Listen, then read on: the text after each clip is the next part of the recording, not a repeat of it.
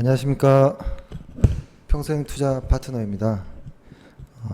지금 시간이 5시 37분입니다. 예. 오늘 방송할 내용은 조금 길 수도 있을 것 같은데요. 그래도 좀 정리해서 최대한 좀 빠르게 진행해 보겠습니다. 일단은 오늘 첫 번째로는 시황이라기보다는 좀 간단한 어떤 지금이 얼마나 중요한 시점인지 에 대해서 좀 말씀드리고, 두 번째는 왜 이렇게 한국의 증시가 흔히 코리아 디스카운트라고 하죠. 디스카운트가 되고 있는지. 3번은 오늘 신규로 매수했던 LIG, 넥스원. 그리고 우리손 FNG 같은 경우에는 전에 추천을 이미 했던 거고 이제 방송도 녹화가 돼 있거든요. 그래서 그거를 한번, 그게 7월 25일이었나 그때였던 걸로 기억나는데, 그때 방송분을 보시면 될 것 같고, 그래서 오늘은 요 세 가지를 좀 이야기를 드리겠습니다. 일단 오늘 지수를 보면 이게 지금 일단 여기 보면 코스피거든요. 코스피. 요 검은색이 코스피 있고 이 빨간색이 외국인의 수급이에요. 지금 보면 장 초반 시작하자마자 계속 팔았어요. 뭐 따르게 어떤 무언가가 없어요. 코스닥 한번 볼게요. 코스닥도 똑같죠. 그렇죠? 거래소. 외국인들이 제일 많이 계속 팔았고, 기관은 사실 더 샀죠. 샀는데 외국인의 그 수급대로 일단 지수는 움직이니까, 일단은 지수가 많이 빠져 있는 상황이고, 역시 코스닥 역시도 마찬가지예요. 코스닥도 외국인들이 팔고 개인과 기관은 샀죠. 코스닥에서도 개인과 기관은 사고, 그렇죠? 거래소는 기관이 사고.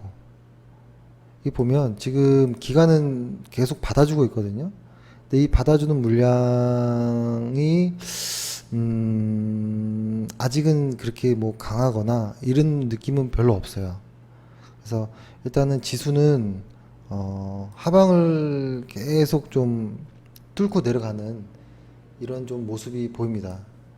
일단 지수로 이걸 차트로 한번 보여드릴게요. 보여드리면 오늘이 중요한 날이에요. 왜 그러냐면 지금 이게 흔히 많이들 보는 60일 이동평균선이거든요. 이게 60일 이동평균선이에요. 60일 이동평균선을 정확히 오늘 딱 깼어요. 그죠? 근데 다행히도 거래량은 늘지 않는 모습이었었고, 그리고 제가 얼마 전에 이 지금 보조지표상의 다이버전스가 나왔다라고 말씀드려서 여기다 썼는데, 오늘로써 그거는 이제 무효가 됐고, 다이버전스가 없어졌어요. 그러니까 정말 하락의 가능성도 매우 커져 있는 상황이에요. 그리고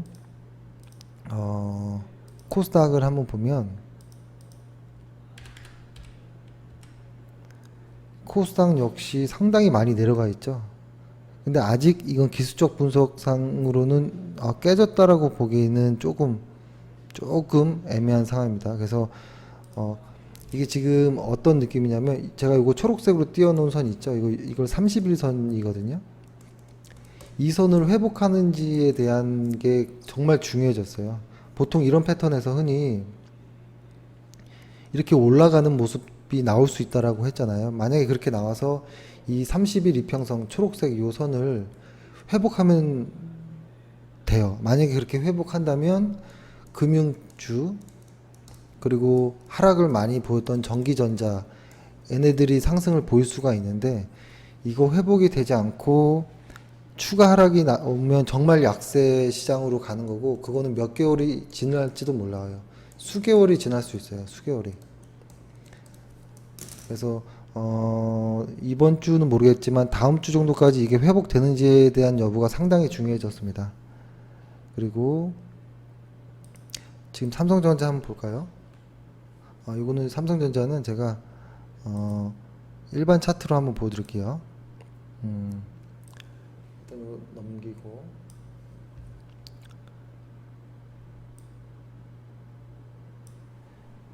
여기서 삼성전자 한번 찾아볼게요. 삼성전자를 보면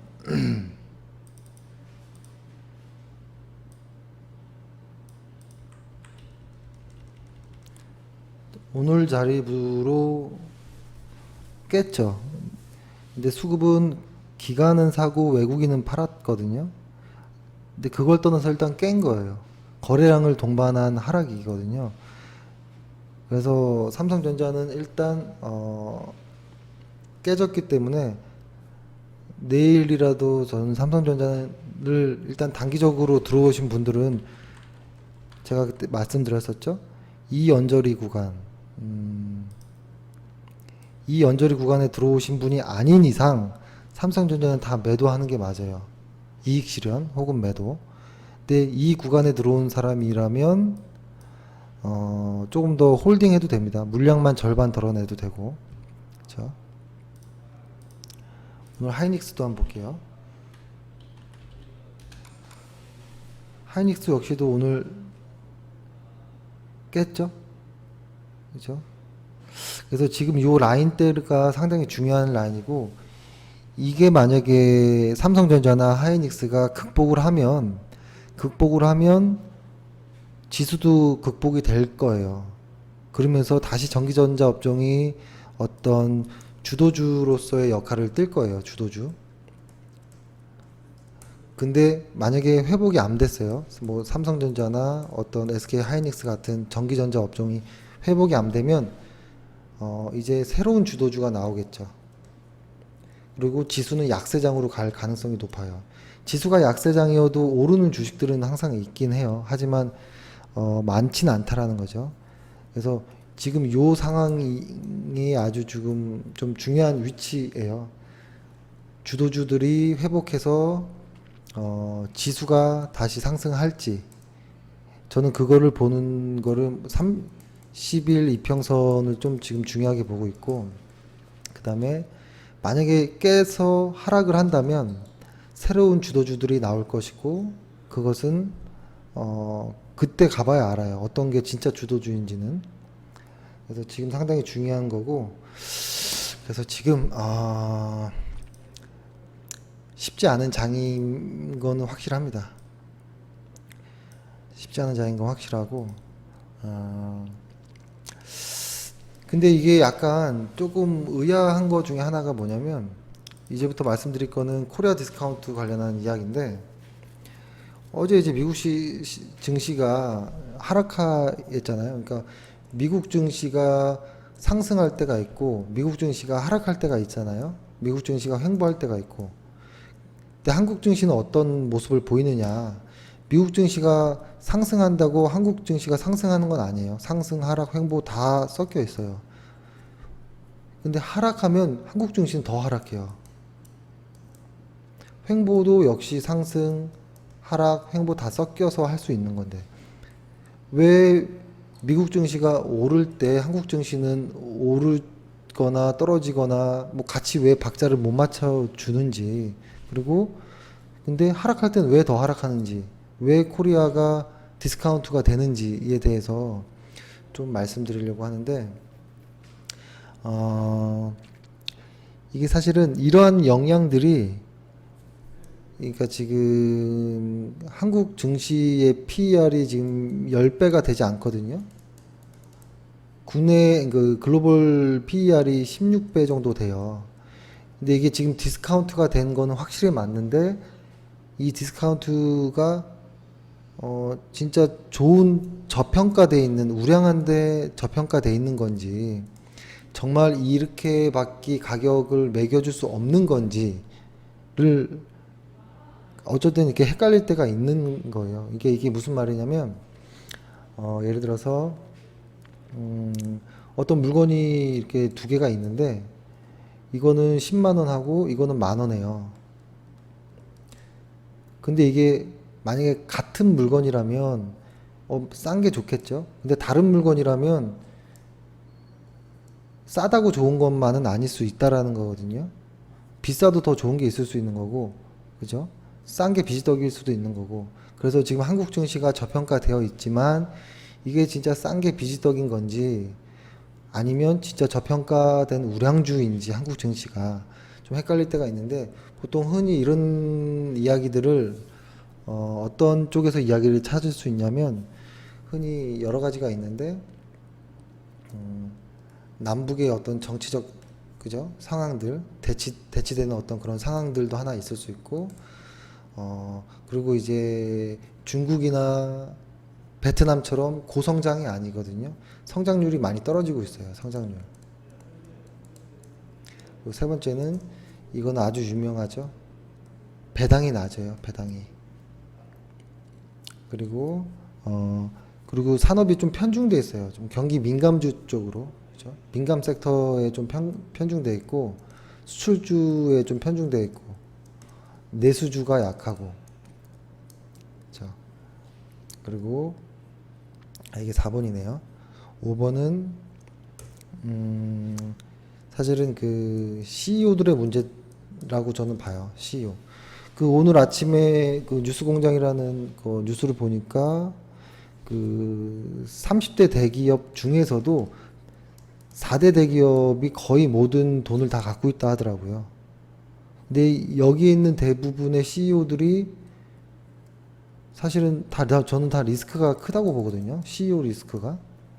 그죠? 이런 부분들이 이제 흔히 많이 얘기하는데, 사실 여기에서 보면 해결하기 힘든 게 많아요. 남북 대치 상황들, 그리고 성장성이 이제 계속 좀 낮아지는 것들, 배당이 적는 거, 뭐 정부에서는 배당을 올리자 뭐 이런 얘기도 하지만 쉽지 않은 거고, 산업 구조가 변하는 것도 쉽지 않고, 그죠? 이 CEO들, 이 흔히 말하는 대기업 CEO들, 그죠? 그러니까 이쪽의 리스크, 이거는 사실 쉽게 변하기가 쉽진 않은 이유가 좀 있고요. 또 하나는 이런 이슈도 저는 하나의 한국 증시를 좀 누르고 장기적으로 장기 투자가 불가능하게 만들어 놓은 이유를 저는 이걸로 봐요. 데이 트레이딩. 흔히 데이 트레이딩이라고 하면 뭔가요? 그러니까 흔히 뭐 단타라고도 하죠, 단타. 흔히 그 말 그대로 하면 오늘 샀는데 오늘 9시 시가에 바로 사자마자 한 12시 혹은 1시, 2시 요때 다시 팔아요, 매도. 이렇게도 볼 수 있고, 혹은 조금 더 이제 폭넓게 본다면 오늘 사고 하루 이틀 정도 지났는데 마이너스 3, 4%가 손실이 나면 바로 매도. 혹은 한 2, 3일 정도 지났을 때 플러스 3% 혹은 어떤 경우에는 1%만 올라도 매도하자라는 그 TV에 나오는 전문가도 있어요. 1%씩만 수익 내자라는 전문가들도 있거든요. 그러면 수술은 어떻게 할 거예요? 그죠? 이거는 의미 없는 겁니다. 근데 이렇게 하는 이유는 어떤 뭐 여러 가지가 있을 수는 있겠지만, 한국의 그 기관들의 잘못들도 있어요. 기관들. 이걸 한번 제가 좀 풀어서 설명을 한번 해보면,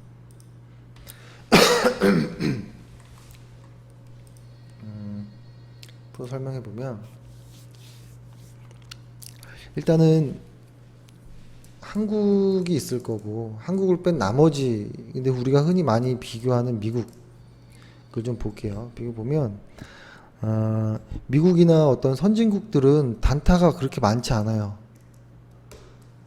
단타를 하는 쪽도 있죠. 선물 옵션 쪽 하는 사람들이, 파생 상품 쪽 하는 쪽이. 그러니까 저 같은 경우에는 그 영국에 있었을 때 사람들이 트레이딩을 하는 거 보면 단타의 개념 자체가 없어요. 거의 보통 영국이나 투자의 개념이 좀 많았어요. 투자. 매월 적립하는 식의 투자가 좀 많았었거든요. 근데 이상하게 한국은 투기의 어떤 좀 이런 뉘앙스가 좀 많아요. 주식 투자한다고 하면 위험하다. 이런 쪽 이야기가 많은데 사실 그거의 가장 큰 이유는 일단은 뭐 한 두 가지 정도만 한번 얘기해 보면 어떤 그 주식을 매매함에 있어서 실적을 일단 보지 않기 때문에 항상 주식을 매수하건 하던 매도하던 그 회사를 몰라요. 어떤 회사인지도 모르고 사는 경우가 많아요. 그러다 보니까 항상 불안해요.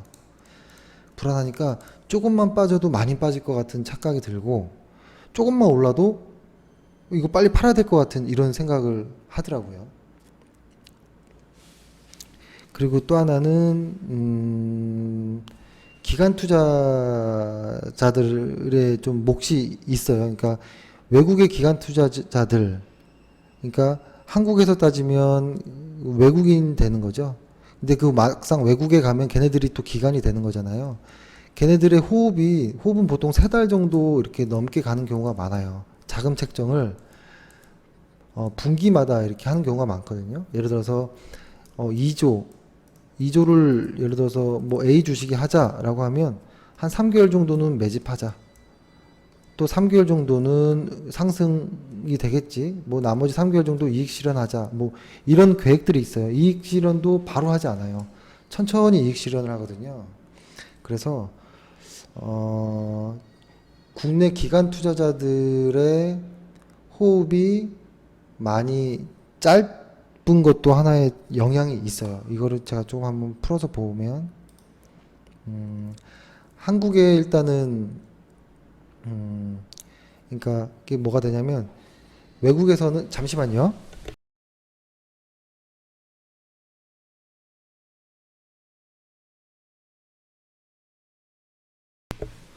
예, 죄송합니다.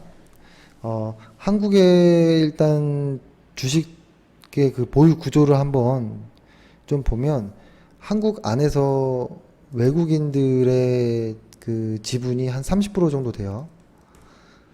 그리고 대주주들의 지분도 한 30% 정도 되고, 그 다음에 기관 투자자들이 한 15%, 그 다음 개인 투자자들이 한 약 15%, 뭐 이 언저리 정도 되거든요. 그렇다 보니까 이 외국인들의 수급이 한국의 지수를 마음대로 하는 경향이 좀 있어요. 비율 자체가 다르죠, 그렇죠? 근데 또 하나는 이런 비중을 갖고 있지만 막상 실제 거래대금을 보면 개인이 보통 코스피에서는 한 40에서 한 50% 정도의 비중을 차지하고 코스닥에서는 한 90% 정도의 거래 비중을 차지해요. 그러니까 회전율로만 본다면 개인들, 그러니까 코스닥에서의 회전율이 상당히 빨라요. 개인들이 있기 때문에. 그렇죠? 그러니까 이거를 이제 보면 흔히 외국인들과 기관과 개인들의 특성이 한국에서는 좀 다른 걸 볼 수 있거든요. 근데 이렇게 코스피에 개인들이 많고 코스피에서도 한 50% 가까이 되고 코스닥에서도 한 90% 정도는 하는 그 개인들의 성향, 그리고 외국인들의 투자 성향, 이런 것들을 좀 알면 도움이 돼요. 그래서 이걸 좀 설명드릴 건데, 외국인들 같은 경우는 아까 말씀드린 것처럼 3개월 정도 단위로 혹은 좀 중기 이상으로 매집을 하고 매수를 하고 매도를 하는 경우가 많아요. 그래서 외국인들이 사는 종목들은 보통 하락하고 있을 때 이런 구간에서 매수를 하고 그 다음에 이걸 제가 설명드리면 이런 구간에서 매집을 하고 주가를 띄우고 매도를 하거든요. 이렇게. 근데 기관 투자자들은 매집 구간이 짧아요. 짧아서 금방 들어왔다가 금방에서 여기서 매도 해버리고 바로 또 꺾여지는 이런 추세를 보이고, 개인들은 어떻게 될까요? 개인들은 보이지도 않아요. 이런 데서 개인들이 매매해요. 요런데 막 빠지는 요런 구간, 이런 구간들. 그래서 이게 지금 이런 특징들을 알면 조금 도움이 될 수 있어요. 그래서 개인 투자자분들이 단타를 많이 하는 거에 대해서 여태까지 통계적으로 보면 단타를 많이 하는 개인들의 손해가 마이너스 97% 정도 돼요. 그러니까 100명 중에 97% 정도는 손해를 봐요. 이런 식으로 매매를 했더니 결국엔 단타를 하고 실적을 보지 않고 이렇게 했더니, 근데 나머지 외국인들이 거의 다 먹는 거거든요, 수익은. 그래서 개인들이 이런 거를 바꿔야 되는 거고, 장기적으로 투자를 주식을 해야 되는 거고, 실적도 좀 볼 줄 알아야 되고, 그렇게 해야지만 코리아 디스카운트도 저는 조금 없어지지 않을까라고 생각하는 거예요. 왜 그러냐면 외국인들이 봤을 때는 개인들한테 물량 떠넘기기가 너무 쉬워요, 항상. 그래서 제가 이거를 한번 보여드리잖아요. 제가 이렇게 차트 보면 요게 지금 검은색으로 표시한 요 선 있잖아요, 요거. 이게 개인들의 누적 순매수량이에요. 누적 순매수량. 거기에 주가는 정확히 반대로 가죠, 이렇게. 그죠? 제가 이걸 한번 보여드릴게요. 예를 들어서 아무거나 오늘 LIG 넥스원 보면 어때요? 오늘 매수했던 LIG 넥스원 주가랑 반대로 가죠. 이렇게 똑같이 개인 순매수 그래프들과. 이 말은 뭐냐면 개인이 사면 주가는 떨어진다는 소리예요. 반대로 가기 때문에. 또 하나 뭐가 있을까요? 지금 우리손도 한번 볼까요? 오늘 매수했던, 이건 좀 크게 봐야 돼. 이건 지금 좀 짧으니까 다른 거. 어제 샀던 현대위아 어떤가요?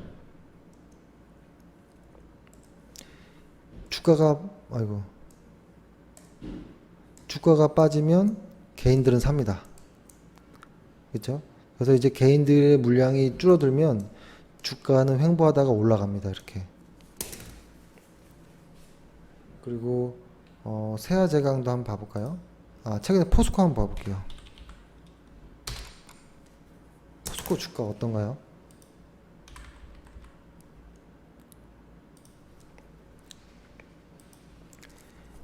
개인들이 쭉 팔죠. 여기까지 쭉 팔죠. 주가는 쭉 올라가죠. 이렇게 거의 데칼코마니 같이 움직이잖아요. 이런 이유들이 단타에서 나오는 거예요. 단타.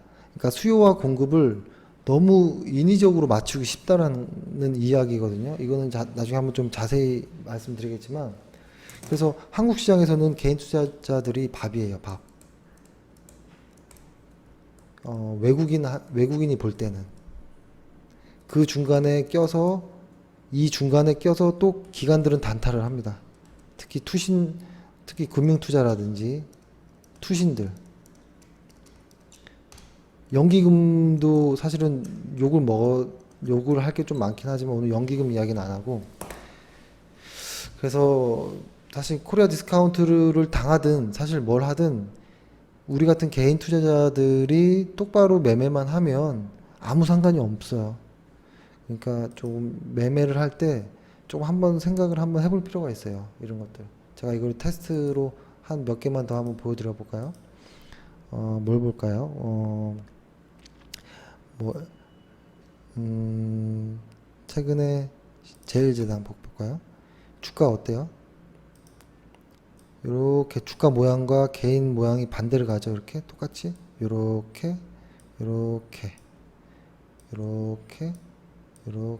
마치 짠 것처럼 그렇게 되죠. 정확하게 개인이 언제나 손해 보는 장. 그죠? 이게 사실은 한국이 뭐 어떤 무언가 뭐라고 할까요? 뭐 배당이 없던지 정치적 뭐 대치 상황이든 이런 걸 떠나서 개인 투자자들도 그냥 외국인처럼 한번 해보자라는 거예요. 실적 위주로 매매를 하고 단기 투자하지 말고 적어도 중장기 정도는 하자. 중장기라고 하면 뭐 1년 정도는 보고 매수하자라는 거예요. 1년 정도는 보고. 그렇죠? 그래서 오늘 조금 서론이 좀 길었습니다. 그러니까 중요한 거는 묵직하게 한번 매수 한번 해보자라는 거예요. 좋은 실적을 가진 회사라면 묵직하게 한번 매수를 해보자라는 거고, 이동평균선을 보통 개인 투자자들이 깔 때 보면 5일, 10일 뭐 이런 걸 깔고 보거든요. 그런 거 깔지 마세요. 5일, 10일 이동평균선 의미 없어요. 그냥 수급을 보든지 깔려면 뭐 50일, 60일 이동평균선 정도 하나만 깔고 주식을 하셔도 수익 낼 수 있어요. 제가 지금 깔아놓은 거는 50일 이동평균선 하나 깔아놨거든요. 나중에 차트에 대해서도 좀 설명을 드릴게요. 차트에 대해서 설명을 드리려는 이유가 한국 시장이 너무 호흡이 짧아요. 그래서 차트를 모르면 조금 힘들 수도 있어요. 그래서 실적도 볼 줄 알아야 되지만 차트도 어느 정도 볼 줄 알아야 돼요. 그래서 제가 쓰는 차트를 오늘 한번 보여드리려고 하는데요. 저는 이렇게 해요, 보통. 여기다가는 저는 이렇게 보거든요. 월간 차트를 띄우고 여기는 주간 차트, 여기는 일간 차트, 이렇게 세 개를 동시에 봅니다. 보고 밑에는 MACD를 보조지표를 깔고 윌리엄스 퍼센트 R이라는 또 보조지표 깔고, 주간 차트에도 MACD 깔고, 일간 차트에도 MACD 깔고, 그 다음에 50일 이동평균선, 여기는 개인의 수급, 외국인의 수급, 기관의 수급, 딱 요 정도만을 봐요. 이 정도만 보고, 제가 여기서 가장 무조건 보는 가장 핵심이라고 생각하는 차트는 이거예요. 주간 차트. 예. 주간 차트를 저는 메인 차트로 보고, 주간 차트에서의 매매를 가장 좋아합니다. 한번 예를 들어서 볼까요? 예를 들어서 주간 차트로 한번 봐볼게요. 주간 차트로 보면 그냥 아주 간단한 몇 가지만 좀 이렇게 얘기를 해보면, 이렇게 그러니까 10주 이평선이 40주 이평선을 뚫었을 때 이 위에서만 매수를 하자, 뭐 이런 원칙을 세운다든지, 40주 이평선 아래에서는 아예 매매를 하지 말자, 이런 원칙을 정한다든지. 그래서 주간 차트 상에서 이렇게 보면 하루하루의 어떤 떨림 같은 경우들 있잖아요. 변동 같은 경우는 무시할 수 있습니다. KB 같은 경우 보면 어때요? KB 같은 경우에는 이런 것들이 보통 대박주거든요, 보통. 근데 이게 보면 일간 차트로 보면 이거를 못 먹어요, 이만큼의 추세를. 왜냐면 하루하루 보면 오르고 떨어지고가 너무 변동이 크기 때문에. 하지만 주간 차트로 보면 이런 것들을 꾸준히 그냥 홀딩할 수 있어요, 이런 것들을. 최근에 좀 그래도 시장 대장주들 하나를 더 보여드리면, 뭐 삼성전자, 이거 말고 전기차 한번 볼까요? 일진 머티리얼즈. 일진 머티리얼즈 같은 경우에 보면 어때요? 요 빨간 선 위에서는 계속 홀딩 하는 겁니다. 뭐 이렇게를 하든지, 그렇죠? 여러 가지 매매 방법이 있는데, 주간 차트 상에서를 봐야 진짜 거래량이 이렇게 느는지, 하루하루 거래량이 아닌, 그리고 밑에서 매집 거래량들이 이렇게 들어오는지를 볼 수 있어요, 주간 차트에서. 그래서 일단은 회원분 같은 경우에는 아마 저희가 쓰는 HTS를 아이고 잠시만요. 회원분들 같은 경우에는 우리 이 평생투자 파트너 HTS를 이제 유한타증권에서 내려받을 수가 있어요. 조금 있으면 이제. 그러면 이제 똑같이 하시면 되고, 똑같이 쓰면 되고, 그리고 만약에 회원이 아니신 분 같은 경우에는 한번 전화를 주시면 제가 뭐 차트 정도는 어떻게 하는지 좀 알려드릴 수 있습니다. 그리고 회원분들 같은 경우는 아무 때나 전화하셔서, 그리고 세팅 거의 다 많이 해드렸으니까 만약에 세팅이 안 된 분들 또 전화하시면 제가 차트는 세팅을 좀 도와드릴게요. 오늘 추천드렸던 종목이 두 종목이 있죠. 두 종목. 우리손 FNG, 그 다음에 지금 보이는 LIG 넥스원, 이렇게 있는데, 우리손 FNG는 사실 여러 번 추가 매수도 했던 종목이에요. 그리고 방송으로 소개했던 거는 7월 25일 날 동영상 녹화가 있으니까요. 한번 보시면 될 것 같고, 그래서 오늘은 간략하게 LIG 넥스원 정도만 좀 말씀드릴게요. LIG 넥스원은 방위산업 하는 곳입니다. 이거 이전에 일단은 먼저 말씀드리고 싶은 게, 제가 예전에 이렇게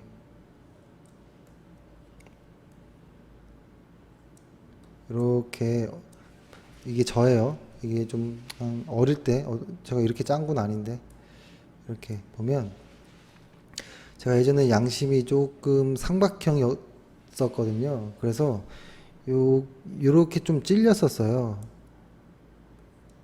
언제 찔렸냐면, 이렇게 방위산업체 혹은 뭐 카지노 업체, 뭐 KTNG 담배,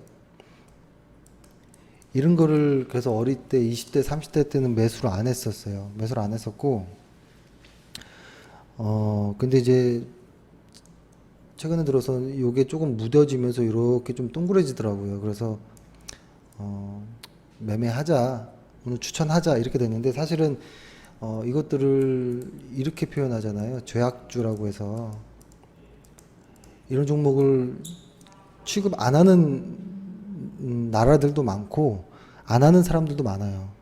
근데 그래서 오늘 사실 너무 고민했거든요. 오늘 사실 어제 오늘 매수하고 싶었던 게, 지금 LIG 넥스원, 그 넥스원이랑 파라다이스, 이 두 개를 사실은 저는 어제 오늘부터 계속 매수를 하고 싶었는데 참았다가, 오늘은 일단 매수를 하자라고 생각해서 매수를 했고, 근데 제가 이런 말씀을 드리면 뭐 주식하는 사람이 뭐 왜 이래, 재수 없어, 뭐 이럴 수도 있거든요.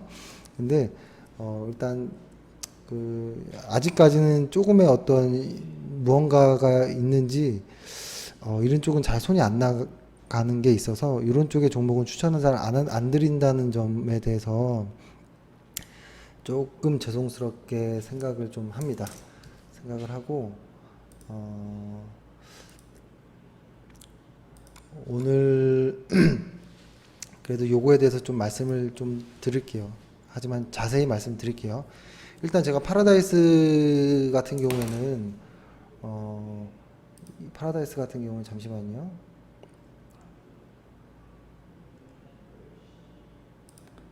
파라다이스 같은 경우에는 사실 여기서 매수를 너무 하고 싶었거든요. 어제. 근데 안 했던 이유는 뭐 여러 가지 좀 이렇게 괜히 뭐 이렇게 생각도 하다가, 에이, 하지 말자, 다음에 하자라고 생각한 거는, 이렇게 주가가 이렇게 가다가 이렇게 튀어 오를 때가 있어요. 요때 들어가는 경우는 사실 좀 타진 매수한다, 물량을 많이 실지 않고 한번 해보자의 매수가 있고, 두 번째 눌렸다가 이제 이게 진짜 상승이란 거를 알 때, 여기서 사실 저는 물량을 좀 많이 실어서 매수를 하거든요. 그래서 파라다이스는 요 구간에서 매수를 하겠습니다. 그래서 일단은 좀 대기를 하고, 오늘 LIG 넥스원은 이제 매수를 진행하는데, 역시 오늘 수급이 뭐 나쁘지 않았어요. 나쁘지 않았고, 기관과 외국인들이 동시에 수급이 들어왔고, 일단 LIG 넥스원 방위산업을 하는 이 회사를 일단은 알려면, LIG 넥스원의 주변에 어떤 환경들이 있겠죠. 현재 환경들이 있고, 이 회사가 내부적으로는 어떤 일을 하는지, 왜 수혜가 있는지, 왜 투자를 매매를 결정했는지에 대한 이야기를 해드려야 되잖아요. 그래서 이것들을 한번 설명을 드릴게요. 일단 간략하게 시가총액은 1조 7,500억 정도가 됩니다. 여기에 외국인의 지분율이 한 20% 정도가 되고요. 그리고 LIG의 지분율이 한 47% 정도, 그리고 싱가포르 정부 한 8% 이상, 그리고 연기금 6% 이상, 하나금융투자 한 5% 이상이 있어서 총 합치면 한 87% 정도가 일단은 기관과 외인들이 너도 나도 사는 종목이긴 해요, 사실은. 그럼 나머지 한 10% 정도의 물량이 돌아다니는 거거든요. 거기 안에서도 개인의 물량은 그렇게 많지 않아요. 많지 않고, 그러면 일단은 이렇게 너도 나도 사는 종목들이 왜 사는지를 일단은,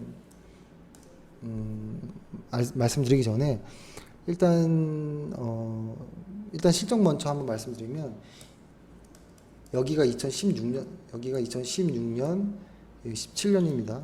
2017년. 2016년도에 순이익이 771억이었어요. 당연히 늘어야지 저희는 매수하니까 늘었겠죠. 예상 순이익은 981억. 약 한 25% 정도,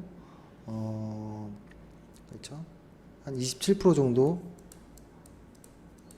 순이익이 증가를 하고요. ROE로 따져보자면 12%의 ROE대가 한 25% 정도 성장한 15% 정도대로 이번 연도에 예상을 해요. EPS로 따지면 한 3,500원이었던 EPS가 그렇죠? 지금 한 이번 연도에는 이 정도로 이것도 역시 한 27% 정도 상승 예상을 하거든요. 그런 걸로만 보더라도 실적이 당연히 이번 연도엔 작년에는 안 좋았겠죠. 근데 이번에 이제 실적이 돌아 나가면서 횡보 구간에서 이제 올라가는 이런 모습을 보이는데요. 일단 작년에 이렇게 순이익이 나오는데 왜 주가가 떨어졌지라고 하면 전년도보다 순이익이 일단 빠진 것도 하나 있고, 또 하나는 이때 순이익은 늘었지만 그 안에서 진짜 그 기업의 현금 흐름을 보면 마이너스 1,000억이 있었어요. 1,000억. 엄청나게 큰 비용이 나갔고 그만큼 또 차입도 했고, 그래서 이때는 꽤 많이 주가가 빠질 수밖에 없는 상황이었고, 지금 이번 연도도 지금 이 적자폭 영업 현금 흐름을 줄여 나가고 있지만 완전히 이제 플러스로 돌아온 건 아니에요. 하지만 이제 돌아 나가고 있는 그런 모습이다 라고 말씀을 드리겠습니다. 그리고 일단은 대내외 환경에 대해서 일단은 한번 설명을 드리면, 일단은 최근에 이제 방산 비리가 있었잖아요. 방산 비리. 방산 비리가 있었는데 이게 방위산업 업체 전반에 대한 어떤 투자 불확실성이 좀 높아질 수도 있지 않을까 이런 좀 우려도 있었어요. 그리고 이게 지금 그런 불확실성의 초기 국면이면 어떡하지 이런 고민도 있었는데, 이걸 냉정하게 이제 숫자로 한번 봐보자라고 생각을 한 거거든요. 어떤 숫자였었냐면, 문재인 정부 안에서 국방 예산을 GDP 대비해서 2.9%까지 확대하자라는 어떤 목표를 지금 세우고 있고, 이걸 따지면 매년 8% 정도씩 이상씩 국방 예산이 증액이 돼야 돼요. 증액. 흔히 이렇게 주가가 오르려면, 그죠? 뭐가 받쳐줘야 되냐면 돈이 흘러가야 돼요. 돈이 흐르는 쪽으로 주가가 움직이잖아요. 근데 이 돈이 흐르는 곳에 플러스 정부 정책이 같이 들어가 버리면 이거는 강한 테마가 되면서 주가가 잘 움직입니다. 근데 거기에 기관과 외인들의 물량들이 꽉 잡혀 있고 유동 물량이 많지 않는 이런 LIG 같은 경우에 좀 더 탄력적으로 갈 수 있어요. 일단 그렇게 되고, 그리고 또 하나는 2018년도 그렇죠? 2018년도의 어떤 국방 중기 계획에 이제 따르면 한국형 삼축 체제라고 하거든요. 삼축 체제. 이거에 대해서 좀 말씀드릴 거예요. 이거를 통해서 북한에 대한 어떤 대북 억지력을 본격화하자라는 어떤 문재인 정부의 어떤 의지가 좀 반영이 되어 있고, 2018년에서 22년 정도 때 그 중기 계획의 주요 내용을 보면, 국방 중기 계획 주요 내용을 보면 방위력 개선비라고 그 항목이 있거든요. 거기에 78조 정도를 투입할 예정이고, 이 중에서 10%에서 15% 정도를 이 LIG가 잘하는 킬체인과 KMD 체계 구축에 쓸 거예요. 그러니까 돈으로 환산하면 7조 혹은 10조 정도의 돈이 LIG로 들어갈 것이다.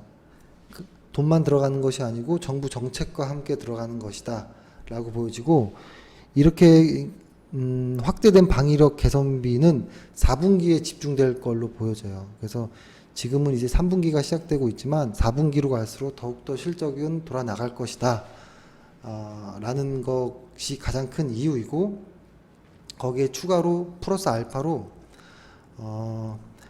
해외에서의 어떤 수출 모멘텀도 좀 기대되는 지금 이 시기예요. 정리하자면 한반도 주변국들의 그 군비 경쟁은 계속 확산되고 있고요. 트럼프 들어와서 더욱 그렇고, 거기에다가 어떤 자주국방을 하자라는 문재인 정부의 의지가 좀 같이 있거든요. 자주국방을 하자라는 의미는 군사 통제권, 제가 갑자기 까먹었네요. 군사 통제. 미국에 넘어가 있는 그거 있잖아요. 군사 작전 통제? 죄송합니다. 제가 머리가 지금 시간이 좀 되니까 머리가 또 굳고 있습니다. 그걸 이제 받아오자라는 어떤 문정부나 노무현 정부의 어떤 의지와 좀 맞아 떨어지는 부분이 있거든요. 그래서 일단 대내외 환경에서는 LIG 넥스원이 상당히 좋다. 실적도 역시 좋고, 하지만 부정적인 면은 아까 말씀드렸던 방위 산업의 비리 관련한 어떤 이슈들이 초기 국면일 수도 있다. 혹은 이 회사, 특히 이런 회사는 수주, 그러니까 실적인 거죠. 여기에 변동성들이 좀 있어요. 변동성들이 좀 있어가지고 이거가 이제 단점이 될 수도 있어요. 이런 회사는. 하지만 거꾸로 더욱더 주가를 예측하기가 조금 더 편한 게, 이 수주 예상되는 이 그래프가 잘 이행이 된다면 주가는 이렇게 갑니다. 하지만 그 수주 관련해서 무언가가 꺾어지는 잘못되는 일이 생기면 주가는 바로 빠져요. 이렇게. 그때가 매도하는 타이밍이에요. 그래서 이런 회사들은 실적을 따라 주가의 추이를 보면서 따라가는 거고, 그래서 이제 목표 가격이 사실은 좀 의미가 없을 가능성도 있어요. 그 말은 목표 가격이 없다라는 거는 수주가 이상이 없는지를 꼼꼼하게 보면서 따라가자라는 방법이 하나가 있고, 두 번째는 간략하게 나는 이 주식을 사고 20% 정도 수익 나면 그냥 매도할 거야, 이렇게 할 수도 있어요. 그래서 이 가격의 목표 가격은 얼마입니까? 얼마나 더 보유해야 됩니까? 이런 거는 사실 의미가 없습니다. 그리고 아까 제가 말씀드렸던 그거라고 했죠. 한국형 삼축 체제 구축, 자주국방을 위한 그 삼축이 뭐냐? 이게 중요한 거죠. 삼축. 일단은 첫 번째, 두 번째, 세 번째가 있는데요. 첫 번째는 킬체인이라고 많이 들어보셨죠? 킬체인. 그렇죠? 킬체인이란 게 있고, 코리아 MD 체계, 한국형 미사일 방어 체제, 그리고 마지막 세 번째는 대량 응징 보복이라고 하는 PR이거든요. 요 세 가지를 구축하자라는 건데, 이 세 가지를 제가 좀 간략하게 설명을 드리면, 일단 한번 그려볼게요. 이게 맞나요? 이렇게 아이고 그렇죠? 비슷하게 일단 이해하시면 되고 이게 38선이 있을 거고 일단 한국의 무기의 어떤 핵심은 방어형이 많아요. 방어형. 이 말은 뭐냐면 먼저 무언가를 타격한다라는 게 아니라 상대방에서 무언가를 할 때 우리는 공격하겠다. 그래서 공격 방어 시스템이라고 그래요. 공격형 방어 시스템. 근데 이게 뭐냐면 잠시만요. 요거를 이제 제가 풀어드리면 킬체인이라고 하는 거 있잖아요. 1번 킬체인. 킬체인이란 건 어떤 거냐면 적의 미사일을 예를 들어서 북한에서 여기서 어떤 미사일을 쏘려고 막 이렇게 조짐이 보이면 우리가 여기에서 먼저 그거를 탐지하는 게 목적이에요. 탐지해서 얘네가 먼저 미사일 쏘기 전에 우리가 먼저 쏘자라는 거예요. 여기를 맞춰버리자 라는 게 킬체인인 거예요. 그러니까 선제 타격을 하겠다라는 거지만 우리가 무조건 먼저 한다라는 게 아니라 거기서 움직일 때 바로 우리가 먼저 쏘자라는 거고, 그래서 이제 무인 정찰기라든지 이런 것들을 이제 계속 좀 전략화하는 그런 과정에 있고, 근데 이게 지금 킬체인이라고 하면 두 번째 한국형 미사일 방어 체제. 이거는 뭐냐면 여기서 실패할 경우에 2번으로 넘어가는 거예요. 2단계로. 그러니까 여기에서 미사일을 이제 한 3개 정도를 쏘려고 이렇게 준비를 하고 하는데 한국에서 2개를 맞췄어요. 이렇게. 2개를 맞췄는데 이 못했던 게 넘어올 수 있잖아요. 여기에. 그죠? 그죠? 그때 이제 하는 게 한국형 미사일 방어 체제라는 건데, 이건 뭐냐면 이게 넘어오는 미사일을 여기까지 도달하지 못하게 지상이 있으면 한 20km 정도, 하늘이에요. 하늘. 여기가 하늘 20km 지상이고, 여기 떨어지기 전에 이거를 지상에서 쏴서 맞추자라는 게 KA-MD 시스템이라고 하는 거예요. 이거를 이제 흔히 패트리엇 미사일이라고 하거든요. 패트리엇 미사일로 이제 요거를 요격하는 게 두 번째 한국형 미사일 방어 체제의 핵심인 거예요. 그래서 이런 것들을 이 근처에 떠다니는 이지스함이라든지 뭐 이스라엘제인 뭐 그린파인 레이더 표적 탐지하는 거 있거든요. 그런 것들을 같이 이제 연합이 돼서 하는 거고요. 근데 여기서 이렇게 하는데 멈추지 않고, 예를 들어서 북한이 여기서 만약에 핵폭탄 끝을 내자라고 만약에 여기서 이렇게 준비를 하면, 그때 우리가 하는 게 세 번째 대량 응징 보복, 이거를 이제 KMPR이라고 하는데 전면전 하자라는 거예요. 전면전. 그러니까 이게 이 개념이 나온 게 2016년도예요. 북한에서 5차 핵실험 했을 때 얼마 되지 않았던 거고, 그러니까 여기에 요런 1단계, 2단계, 3단계까지 넘어올 때 3단계에서 이런 지휘부들, 핵시설들을 그냥 대량으로 전면전 하자, 이런 겁니다. 그래서 사실 이런 것들을 구축하자, 그래서 자주국방하자, 그리고 미국에다가 전시작전 통제권을 맡겨두지 말자, 이런 개념이에요. 그러니까 문재인 정부의 의지가 좀 많이 들어가 있는 거고, 다시 이거를 정리하면 뭐 다 아시겠죠? 1단계에서 북한 도발 징후, 그죠? 1단계에서 도발 징후가 있으면 일단 먼저 쏘자. 근데 실패를 한다면 미사일로 하늘 20km 안에서 요격을 하자. 근데 얘네들이 전면전 하겠다고 핵을 만약에 스타트를 하려고 하면 그때는 정말 전면전, 우리도 대량 응징을 하자. 이런 게 이제 3축이고, 이거를 이제 가장 잘하고 수혜를 받을 수 있는 곳이 LIG예요. 여기 잠시만요.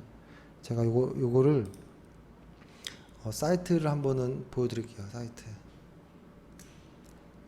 이런 것까지 사이트로 볼 의미가 있을까 싶기도 합니다.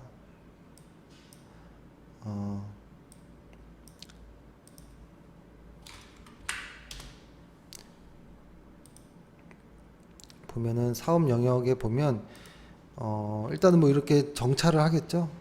레이더가 있을 거고, 그렇죠? 레이더가 있을 거고 지상에서 이렇게, 그리고 그다음에 이런 식으로 또 이렇게 전술적으로 무인 항공기라든지 이런 것들, 그리고 미사일, 한국에서 수출 많이 하는 게 지대공 유도 무기거든요. 이런 것들, 그다음 무기를 쏘고 이런 거죠, 뭐. 그렇죠? 전자 부품들도 만들고. 그러니까 이런 회사입니다. 이런 회사이고,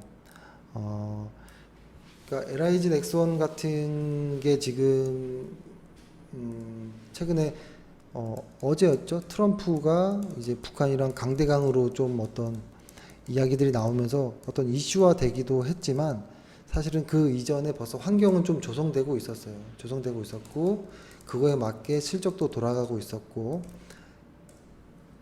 그거에 맞게 최근에 수급들도 좀 움직이고 있었고, 그래서 일단은 LIG 넥스원을 이런 이유로 매수를 하게 되었습니다. 그래서 일단은 추세를 좀 지켜보고, 아까 제가 말씀드린 것처럼 적어도 이 50일 이동 평균선 안에 주가가 머물러 있으면, 이렇게, 그죠? 이렇게 머물러 있으면, 오늘 매수를 했지만 머물러 있으면 그냥 좀 관망해도 돼요. 하루 이틀의 등락은 좀 무시해도 됩니다. 지금 같은 시장이 꺾이고 약세장일 때는. 그렇죠? 그래서 일단은 그렇게 하면 될 것 같고, 오늘 하루도 수고 많으셨고, 궁금한 거는 저희 회사로 전화하시면 됩니다. 전화하시면 되고, 그리고 이렇게 차트를 설정하는 게 좀 어렵다 하셔도 회사 전화하셔도 됩니다. 오늘 하루 고생하셨습니다. 감사합니다.